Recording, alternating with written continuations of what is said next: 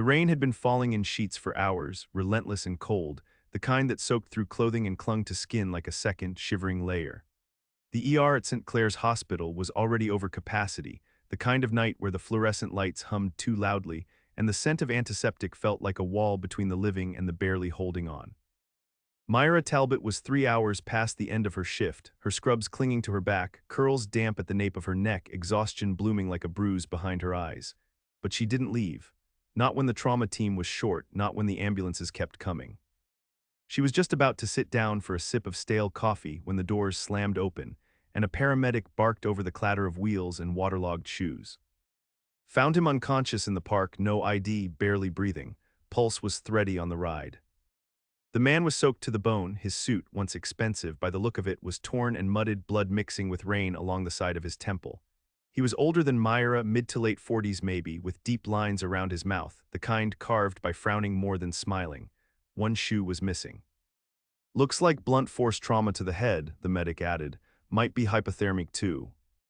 Myra moved before she thought, calling for warming blankets, a crash cart, intubation supplies. Her hands were steady, even when the thunder cracked outside like it meant to shake the world loose. She wasn't used to treating someone without a name, but she cared for him like she knew every corner of his life. She noticed the small, faded scar under his chin. A childhood fall maybe. His wristwatch, still ticking, was engraved with a single letter. When his heart fluttered once, then stopped entirely, Myra didn't hesitate. She began compressions. Her voice rose above the sound of the storm, counting under her breath, calling for epinephrine, refusing to give up. 10 minutes passed before they got a rhythm. He was still unconscious, still a stranger, but alive. Myra stood by him until they wheeled him into ICU. She wrote John Doe on the temporary chart with a kind of quiet reverence, like it mattered to treat that placeholder name gently. She didn't expect to see him again. These cases came and went, nameless, tragic, lost to the bureaucracy of the hospital. The city was too big, the system too cold. People disappeared. People died without stories. But the next morning, when Myra arrived for her next shift, still damp from the same persistent rain, the head nurse found her before she even clocked in. "There's someone asking for you," she said, looking vaguely amused. "Says you saved his life, he won't speak to anyone else." Myra blinked. Who? The nurse gestured toward the waiting room.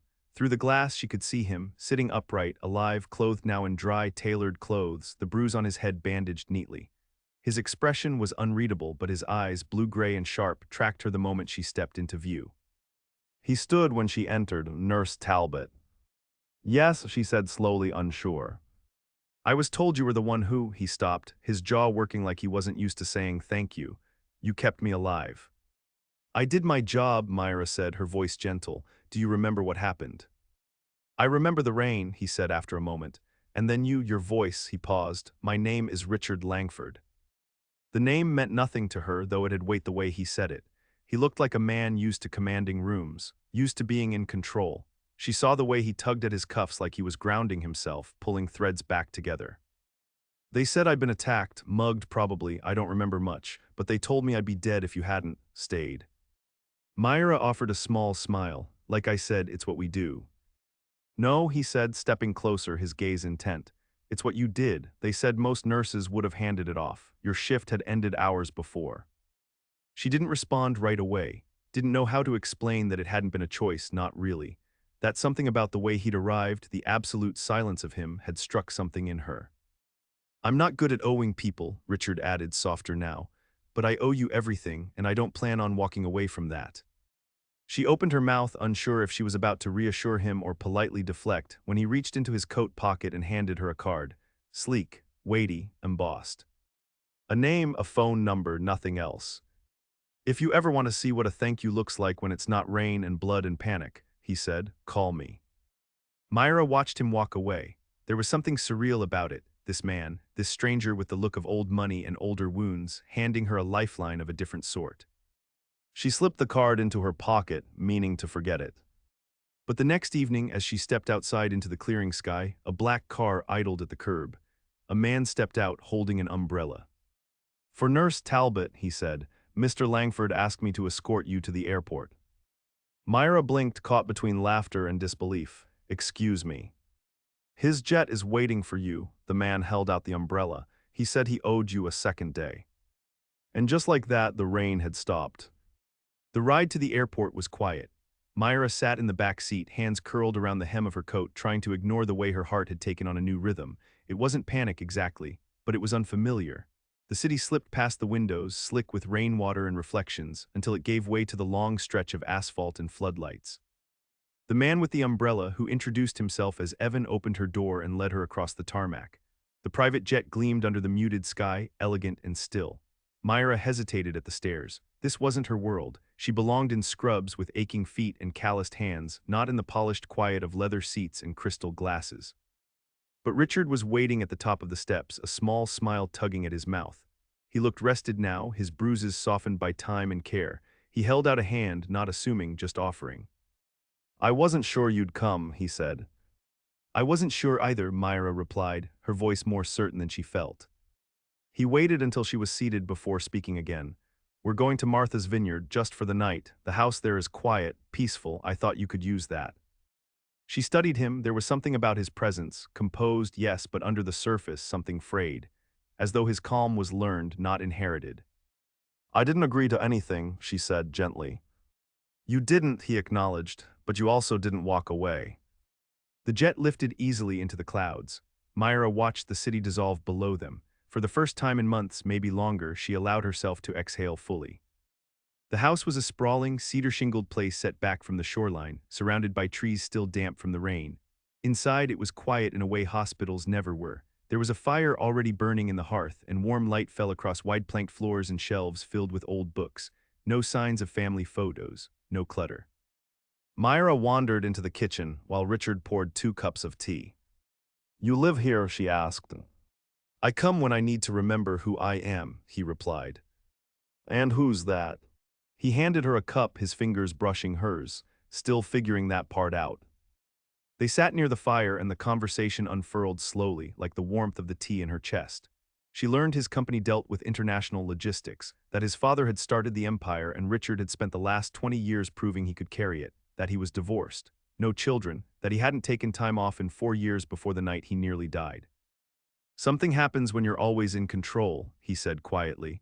"You stop noticing when things fall apart." She watched him for a long moment, the fire casting gold across his face.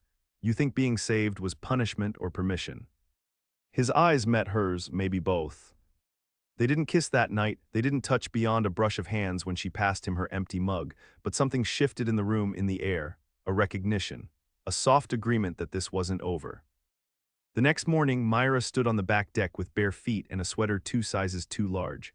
She hadn't slept much. She wasn't sure if it was the quiet or the way her mind kept returning to the look on his face when he spoke about losing parts of himself he hadn't realized were gone. Richard joined her with 2 mugs of coffee. He didn't speak right away. "Most people forget the ones who save them," she said after a moment. "They wake up, they move on, you didn't have to find me." "I know. Why did you?" He looked out at the sea, the waves gentle in the morning light. "Because the second I woke up, I knew something had changed, not just in my body, in me, and when something changes you, you don't walk away from it, you look it in the eyes." She didn't answer, she didn't need to. Instead, she took the mug from his hands and leaned against the railing, letting herself be quiet beside him. That afternoon, he flew her home, no promises, no requests. Just a single question before she stepped off the jet. "Would you let me see you again?" She looked at him long and careful, maybe. He didn't press her, just nodded and watched her disappear back into the city that had nearly taken him. Days passed, then a week. Myra returned to her shifts. The hospital moved as it always did, full of movement and ache, kindness pressed between chaos. She didn't speak of the vineyard, didn't tell her friends about the man with the jet or the firelit night. But late one night, when the air smelled like spring and exhaustion, a single envelope was left for her at the nurse's station. Her name in neat, deliberate script. Inside was a photograph, black and white, beautifully framed, of the beach behind the house, and beneath it, in quiet handwriting, "You're the reason I still breathe. Let me return the favor." There was no return address, but she already knew the way. Myra kept the photograph tucked into her locker, just behind the ID badge she clipped on every morning. She never mentioned it aloud, never explained why her fingers lingered on it some nights after 12-hour shifts drained her of everything but silence. She didn't reply, not yet, but she thought about the shoreline behind that house, about Richard's voice as it lowered in honesty. She thought about how he hadn't asked for anything more than to be allowed to thank her. Weeks passed. She saw his name sometimes, small mentions in the business section of the newspaper someone left in the break room, his company's name tied to ports and air freight routes she didn't understand. But he stayed out of the spotlight otherwise. It was as though the world turned around him, while he waited quietly at the edge of hers. Then came the night with the boy, 8 years old, hit by a drunk driver in the crosswalk. He clung to life with that breathless defiance children have, but Myra could see the parents unraveling. The mother barely holding it together, the father sitting stiffly beside her, every bone in his body trying to stay useful. Myra stayed late again, not for recognition, not even for the boy, not exactly. She stayed because the mother needed to hear someone say, "You're not alone." By the time she left the hospital, it was nearly 3 in the morning. She walked, too tired for the train, letting the wind cool her skin. The city felt different that late, like it belonged only to the ones who kept watch. At the end of her block, a familiar car idled beneath the street lamp. Evans stepped out, same dark coat, same calm voice. "Miss Talbot." Myra blinked. "Is everything all right?" "I believe so," he replied. "Mr. Langford was hoping you might have the time for dinner." She glanced down at her scuffed sneakers, the faint trace of blood near the cuff of her scrub pants. "Now." Evans' mouth twitched in the faintest trace of humor. He suspected that would be your answer. He handed her a small note before returning to the car. It was handwritten again, ink pressed deep into thick paper. "I've never been good at waiting, but I'll keep trying if it means you'll come eventually. Dinner is here whenever you're ready, no pressure, just hope." Lord, Myra stared at the words for a long time. She didn't call, not that night. But 3 evenings later, she stood outside a quiet townhouse in the West Village, nerves curled tight beneath her ribs.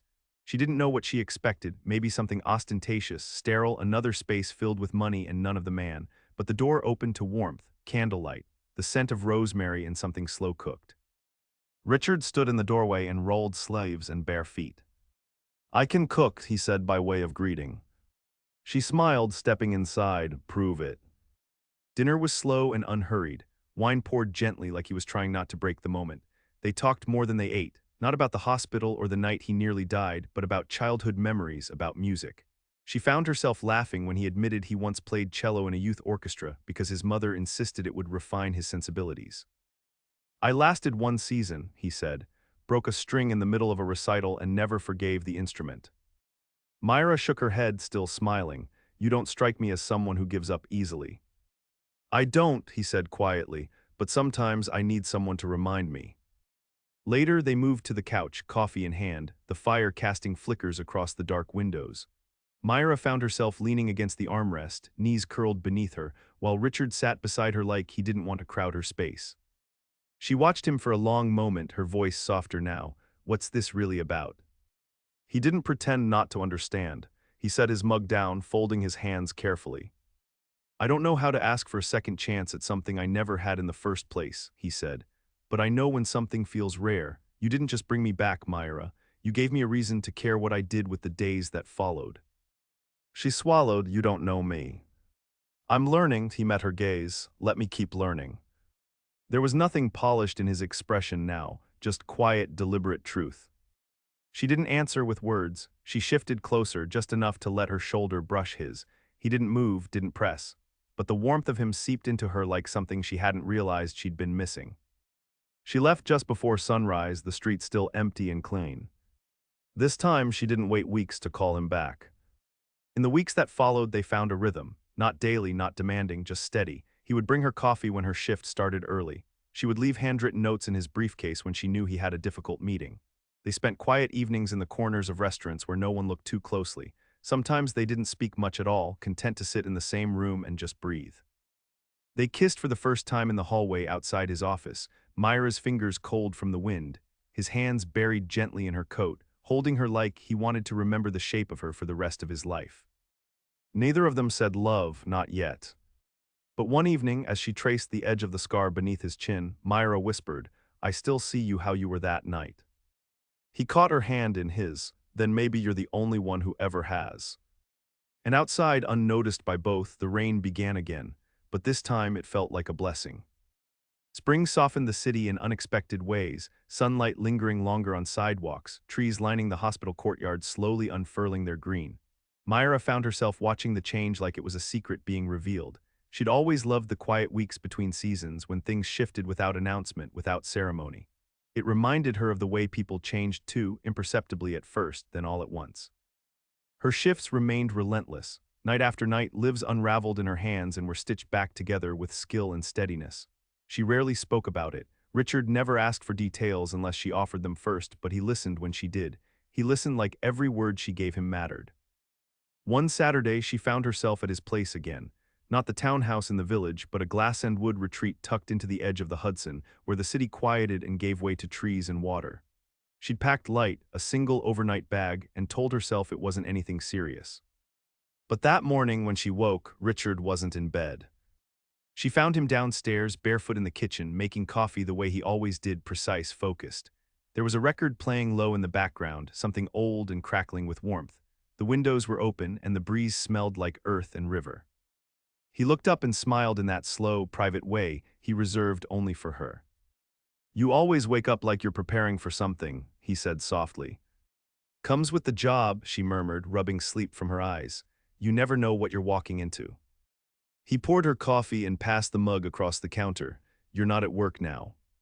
She took it, wrapping her fingers around the ceramic. "No, I'm not." They sat outside, toes brushing beneath the table, the morning unfolding slowly around them. After breakfast, she wandered into his study while he made a call upstairs. The room was lined with books, but it was the desk that caught her attention. Neat stacks of documents. A single frame faced away from the window. She turned it gently. It was a photograph of her, taken from across the beach on Martha's Vineyard. She hadn't known he'd taken it. She was standing at the edge of the water, wind in her hair, jacket pulled tight. She looked still, not smiling, not posed, just present. "You left that morning before I could ask if I could keep it," Richard said from the doorway. She didn't turn. "Why did you?" "Because I didn't want to forget what I looked like when you were near me." Myra set the frame back down carefully. "You're not the only one who's been changed by this." He stepped into the room, quiet on the hardwood. "Tell me." She turned then, and something in her chest loosened. "I didn't think I had room for anyone else. I filled my life with work because it felt safer than asking for anything back." His voice was low, and now, "I'm still scared," she admitted, "but less than I used to be." He reached for her hand and held it gently, like she was made of something both strong and fragile.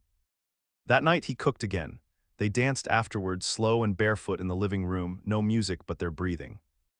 Later, tangled in sheets and silence, Myra lay with her head against his chest, listening to the steady beat of a heart she'd once fought to revive. "Do you ever wonder why it was me?" she asked quietly. "Why I was the one on shift that night, why you didn't die?" He didn't speak for a long moment. Then, "I used to believe in coincidence. Now I believe in choice, not mine maybe, but something larger." "You think someone chose to spare you?" He exhaled. "I think someone chose to give me one more day, and that day led me here." Myra closed her eyes. There was still more to say, about grief she hadn't named, about nights she'd walked home and cried without knowing why, about the patience she still carried in her bones, but for now she let it rest, let the quiet speak for her. In the following weeks, Richard began visiting the hospital, not in grand gestures, never in ways that disrupted. He dropped off meals for the night shift, donated anonymously to the pediatric wing after she mentioned the new mural project. He'd wait in the parking lot sometimes with 2 coffees and no expectations. "You don't have to fix the hard days," she told him once. "I know," he said, "but I can hold them with you." One afternoon, she found him in the staff lounge, helping a junior nurse change a flat tire in the loading dock below. He looked completely at ease in a white button-down and rolled sleeves, grease on his hands. When she asked why, he simply shrugged. "Because someone needed help." That night, Myra kissed him like an answer. It wasn't perfect. They argued sometimes, usually when one of them retreated into silence or when their schedules clashed so badly they didn't see each other for days. But they learned. Apologies came easily. Forgiveness came quicker. On their first trip back to the vineyard, he brought a small box with him, not a ring, a compass, old and brass, polished until it gleamed. "I don't know where this leads," he said, pressing it into her palm, "but I'd rather not go anywhere you're not willing to follow." Myra closed her fingers around it. "You saved my life too," she whispered. And neither of them needed to say what they meant. Because the wind was rising and the tide was steady, and something in the distance was calling them forward. By the time summer pressed its warmth into the sidewalks and softened the sharp edges of the city, Myra no longer flinched when her phone lit up with Richard's name. She answered before the second ring, not because she was waiting, but because she wanted to hear his voice more than she was ever willing to say aloud. Their lives had not merged cleanly. Richard's world of boardrooms and international calls never shrank. Myra still worked night shifts twice a week, still came home with aching shoulders and the weight of strangers' grief in her eyes. But their lives ran parallel now, different rhythms, same direction. It was enough. Until her father got sick. It was sudden, a quiet collapse on a sunny Tuesday morning. A stroke. When Myra got the call, she was already halfway through her shift, deep in the middle of charting vitals for a woman who had just been diagnosed with late-stage leukemia. She didn't cry in front of anyone. She finished her rounds. She said, "I'll come in early tomorrow to cover for Jenny." Then she walked outside, stood in the alley behind the hospital, and stared up at the sky, wide and too bright. Richard met her at the hospital an hour later. No questions, just his hand on her back, a folded jacket offered when the waiting room's air conditioning chilled her skin. Her father lived, but he didn't speak for days. Myra sat beside him, holding his hand, brushing back the same thin gray hair she used to tug at when she was small. She'd always thought of him as sturdy, quiet, kind, but immovable. Seeing him like this made something inside her come loose. Richard didn't try to fix her. He came every day with coffee or food or silence. Sometimes he read aloud from her father's favorite books. Sometimes he said nothing at all. One evening after they'd stepped out for air, Myra leaned against the concrete wall and let her head fall back. "I hate needing people," she said, her voice rough. "I know," he said, "but I don't hate needing you." He turned to her then, his hand finding hers. "I don't want to be the one who just shows up in the quiet moments. I want to be part of the noise too." She looked at him, really looked, his tie loosened, his eyes lined with worry for her, not for himself. "I want that too," she said. Her father recovered slowly. Speech came back in pieces, halting but determined. Myra took time off. She taught him how to say her name again, syllable by syllable. Richard drove her to every appointment, learned how to help with exercises, stayed for dinner when her father asked. It was a kind of healing Myra hadn't known she needed, watching the two men in her life build something small and steady. One Sunday, after a quiet breakfast on her apartment balcony, Myra reached across the table and took Richard's hand. "You never told me why you were in that park," she said, "the night it happened." He didn't speak for a long moment. Then, "I was walking away from everything. A deal had fallen through. I just found out someone I trusted had stolen from the company. I was angry and tired. I went to clear my head." She watched his eyes, the way they held hers without wavering. "I think I was halfway to letting go," he said. "Of the company, of my life. I didn't realize how close I was to disappearing until you brought me back." Myra reached across and rested her palm against his jaw. "You didn't disappear, you paused. I just reminded you where the light was." He kissed her then, quiet and long, the kind of kiss that wasn't about urgency but recognition. Later that year they went back to the vineyard for a full week. Myra packed her father's favorite book, a pair of worn sandals and the compass Richard had given her. The house looked the same, quiet, wind-brushed, perched on the edge of memory. One evening, as the sun dipped low, Myra walked alone to the beach. The sky was streaked with gold, the air warm with salt and something like peace. She stood there for a long time, toes in the cool sand, remembering the night he'd almost died. The sound of the rain pounding the ambulance doors, the feel of his chest beneath her hands, how desperately she had fought to keep a stranger breathing. And now here they were, alive, changed. Behind her she heard footsteps. Richard came up beside her, holding a small box in his hand. She turned to him, surprised. "No," he said with a smile, "not what you're thinking." Inside the box was a stethoscope, new silver gray, her name engraved on the chest piece. Beneath it was a note.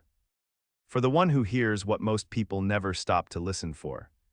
She swallowed hard, touched. "I know you've never needed someone to complete you," he said, "but maybe you could let me walk with you, however far this goes." Myra looked at him, the wind lifting her hair, her pulse steady. "I already have." They walked back to the house side by side. The sky above them wide and open, the waves curling against the shore like they had all the time in the world. And somewhere in the stillness between heartbeats, Myra realized this wasn't a story about rescue. It was about recognition. She had saved his life in the rain. But he had been saving hers ever since.